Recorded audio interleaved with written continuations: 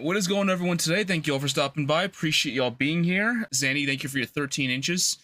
Fucking massive there. We're going to start off today. We're going to watch the brand new Day trailer. I have my thoughts. I want to give my thoughts because I want to make this the highlight because I want to go back and rewatch this to see how wrong I was or if I was completely spot on when this comes out in roughly 4 months, which is kind of crazy. But then again, this is also the time that Marvel starts their aggressive marketing because they always start waiting like 6 months out usually. So I imagine they're going to put all their effort to this. And then after, I don't know, I think maybe like a month leading up to it, they'll probably start doing teases for Doomsday because we still really haven't had any trailers properly. Like we had the one trailer that was, we didn't know was coming with the X-Men because we kind of knew like they were going to do stuff with the original X-Men, but nothing really new has been shown besides the Cyclops footage, which kind of glad we're getting that, but also really should have happened a long time ago. Let's get started. I have some thoughts. Really curious what everybody thinks as well. I do want to point the fact out that if he's sitting upside down like this, they're either confirming two things. Either A, in the very first Raimi movie, they have like a zoom in on his hands. You can see the little spikes on there that help him climb the walls, which it's either A, he has them on his butt cheeks, which is how he's able to sit like this, or B, there's like a random comic issue that they explain, like there's like he has like control of gravity somehow, because it's like a thing that they only really mention if they need to explain like how the fuck he's upside down like this, because there's some issues where like, because technically speaking, the way his feet are on his suit, they're not really shoes. They're like, it's really just a onesie that he wears. So it can go through the essential, it can go through that easily. But so either it's one or the other. They're not really going to explain it, I don't imagine, because it's one of those things like you don't think too hard about it, because once you do, it doesn't make any sense. But we finally get like an actually good web shooter again, because we haven't had them in a pretty long time, because the last one was all what Tony Stark made for him. And also TikTok in the MCU. Now, I gotta glaze this suit because it's fucking epic, because this is technically a modified version of what we saw at the end of Brand New Day, which I'm kind of bummed about, and No Way Home. However, this is the best suit to date. I have some favorites. Obviously, I love the Raimi suit because it's actually kind of perfect. The Amazing Spider-Man 2 is also a perfect suit. This is probably one of my favorite ones. Also, pretty sure that was CGI. Just from the way it looks like it's framed, they don't actually have him put the mask on, which is kind of, it's crazy that they don't actually have him do that. It's all just a CGI mask, because even all the behind the scenes images I saw, none of them had a real mask. That's why it looks too artificial and too perfect. But then again, we get 6 shots like this that I fucking love. Also, we have never seen this Tom Holland Spidey actually web swing around New York, because if you look at all the original movies, because in Homecoming he really didn't do much of that as it is. He didn't swing around much because he was dealing with the Vulture, who had all the Chitauri tech. Far From Home was not in the state of New York, was actually mostly in other countries because they were traveling. And No Way Home, you really didn't see him swing around New York, which is really crazy considering how important that is for him to do. That's usually what I spend my time doing in a lot of the open world games, because it's just fun.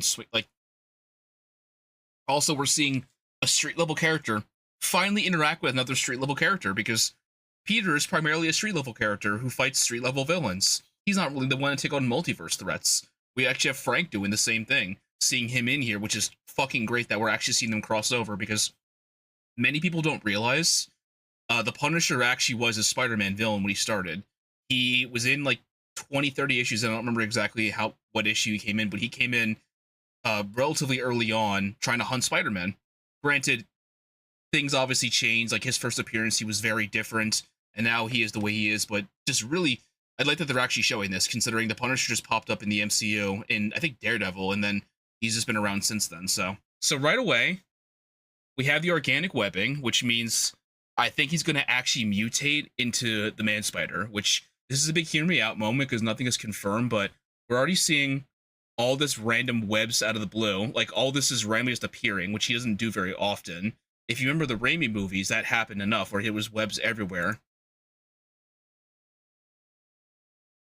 And right here, you can see that you can't really see it, but he also shoots his web out and there's no web shooters on his wrists. So I'm very much convinced we're going to finally get the organic webbing, which I don't hate it. I don't love it. I'm a little indifferent because I like that it makes sense.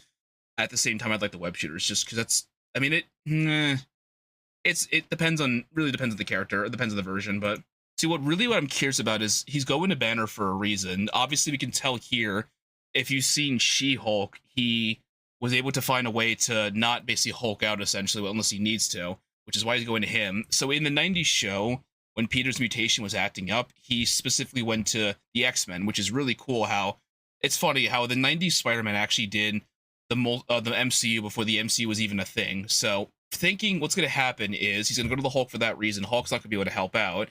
Eventually, shit's going to go sideways where Hulk's going to Hulk out. Punisher's going to go after him because I have a sneaking suspicion Spider-Man's going to be the one to stop them. However, I am very much convinced that since Dr. Connors was someone that he went to in the 90s show, and then he went to Charles Xavier, he's probably going to go to Bruce for that reason because he is probably the smartest person in the MCU right now. At the moment, I think it's him, between him and Shuri, but I don't know if they're going to use Shuri much in this because they already have a very big film as it is. But that's what I think is going to be happening. They go to him for help about that, but he obviously can't help him. They're also going to have a scene, I imagine, because there's comics where same thing has happened where everybody forgot who Peter was, but Hulk knows because Hulk wouldn't forget because Hulk didn't count with that essentially. But I think this is going to be where he's going to mutate into the Man Spider, and I'm convinced now. Mark my words, if I'm wrong, I don't know. You know, let's not take that back because there's been times Marvel has filmed false footage to confuse people. So, but I'm very much convinced this is his mutation just acting up right now. Now, kind of convinced this is Sadie Sigg's character. So there's been a lot of speculation who she's playing. There's a couple people think she's going to be playing. I have no clue still. It does seem really weird that they pick somebody like her, who's a really big, who's up and coming star to be somebody in a film. They still haven't really confirmed who she is yet. There's a chance she's going to be either Jean Grey, which I have a very hard time believing. They're going to bring Jean Grey in before they even do the X-Men. I kind of wanted to be, I think, Firestar. I think that was her name from Spider-Man and the Amazing Friends. Only because I thought it just would have made sense. Like, she was a replacement for the Human Torch when they couldn't get the rights to it. So, but I digress. Now, this is something that I can't figure out still, and I don't know enough Spider-Man lore to know who this is, because you can see in the next few minutes, somebody's like that person's possessing all these people, and I don't know who it is still, and I don't know enough. I mean, there's always the argument that could be Mephisto, because Mephisto was in the Marvel comics for a while, but I don't know, and I have no clue to expect. There's like these one-off characters people have mentioned online, but I really don't think it's them. Also, kind of convinced, I don't remember this guy's name, but he's another just random throwaway name they pick for the movie, so I don't imagine he'll be a major character. Again, I could be wrong. At this, I've been fucking waiting for this for so fucking long, because all the way back in Spider-Man Homecoming, Spider-Man was fighting the Shocker and Vulture. Now, we already know what happened to Vulture. He's in prison in another universe. Shocker kind of went on his own, I believe. But Scorpion, we don't know what happened to him because he was in the post-credit scene. He has a Scorpion tattoo, so we know who he's going to be. That's the last we saw of him for almost 10 years, which kind of crazy. It's been that long. It's been 9 years since that film ended. And yet this is the very first appearance of Scorpion. But somebody made a really good point saying he's going to go after Peter. And if you've seen the trailer, out of my way. He's telling him to stay out of his way, which is really odd because he really wanted to go after him because obviously he's pissed he got thrown in prison, but still. I am really curious. So another theory I've seen people have online that I kind of agree with is Peter, or MJ might forget that Peter is Spider-Man, but she knows there's a connection she has to Spider-Man. Because at the end of the day, why else would she be beating him on this rooftop? Also, recreation of Amazing Fantasy 15. I fucking love that we're finally getting some, they're basically paying homage to the covers, which I love, because I love the first issue. It's not great. It really is just for the first issue, but because they didn't have anything figured out really, because there's a lot of things people like to adapt from it, but they go with their own liberties. But they're actually showing it, which is really cool. I'm also convinced that this is Peter helping people during the events of Thunderbolts, which, spoiler alert for people who haven't seen it, one of the characters in it, the sky turns gray like this, which is why I think this is actually set during that time frame. I have a very hard time believing he wouldn't go in and help, because that's just not who he is. So another Spider issue where he's going against Boomerang, or another issue of one of the covers going against the Boomerang, which looks cool as hell, I won't lie. Same thing with this, going for a guy, I think his name is Arachnid. I don't know, or Tarantula, I don't know much of him, but they're like one-off characters, but same thing. Another playing homage to the cover. Now this I've been wondering about for a minute. Hold up. It amounts to a kind of... So, I am convinced, and this is another hear me out moment where we're finally going to get Way of the Spider, that martial art that people I might have talked about before. Shang-Chi and him trained, and Shang-Chi helped him develop his own martial art. So, in other words, he can actually fight really well with his eyes closed because he just relies on his spider sense. They already kind of touched on this in Far From Home, where he stopped trying to look at what Mysterio was throwing at him, and he just went off his spider sense. I'm convinced that we're finally going to see this in action because it just makes sense. However, this is also why I think they're going with the Man Spider storyline because his eyes are all fucked up now, and I don't think it's Venom. I think they wouldn't throw in Venom this early, personally. I also don't want it to be Venom because every time they've done Venom at all, they've rushed him. In the shows, in the game, in the movies, they've always thrown him in there just to throw him in there. So I'm convinced that this is him just mutating finally. Which also, cool fucking shot as it is, like, come on. I literally was thinking of when he would do that in the game, when he would basically parry an attack like that. Now, this is another shot that I'm really curious to how they're doing this, because this is not even a hear me out, this is, I can kind of confirm already. So we have 6 people here in this shot, okay. So it makes sense he's going for the first 3, but they're kind of looking at somebody here. Now, way back when, in No Way Home, and I could even find the trailer if people were interested, we had a final trailer that came out about a month or so before the film was out. And a lot of people were speculating as there was a shot of him fighting Sandman, Electro, and the Lizard.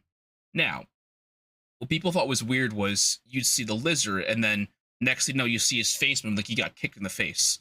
A lot of people speculated that's when they were editing out one of the other Spider-Men in there, which it turns out that was the case. They edited it out for the trailer because they didn't want to reveal anything for whatever reason. I mean, I get why, but we also all knew because there was so many leaks, there were so many images. We all knew it was going to be Toby and Andrew coming back. But I'm curious to who's here because I don't think it's just him. The way that's shot, it just makes me think there's going to be other people here. Like, because it looks like they're all looking at somebody else ahead of them, not like up, because their way their faces are sitting. That being said, there's a lot of speculation that it's going to be probably going to be Daredevil, because this is clearly the Hand that he's fighting. They're primarily a Daredevil and Elektra villain. Last we saw them was in one of the Daredevil shows. I think a building fell on top of them, so they're supposed to be dead. Daredevil is also a character that frequently interacts with Peter. There's, again, I referenced the 90s show because it's really where I grew up watching Spider-Man. I got a lot of Spider-Man lore. That was his lawyer, and he got him out of a murder case. No, it was something else. I think they accused him of like selling secrets to Russia. I don't remember where that storyline went. I haven't seen all of the 90s show in a long time, which I need to rewatch now for that reason. But I'm very much convinced this is going to be one of the shots we see where it's going to be either Daredevil, it could be, I think it's going to be either between Daredevil and the Punisher. I would lead me to think it's probably going to be Daredevil because they are Daredevil villains. And we already seen them interact back in No Way Home, and I feel like that would be fitting for the story. I could be wrong. It just seems very, like, off that they would have this and not have somebody here as it is. I digress.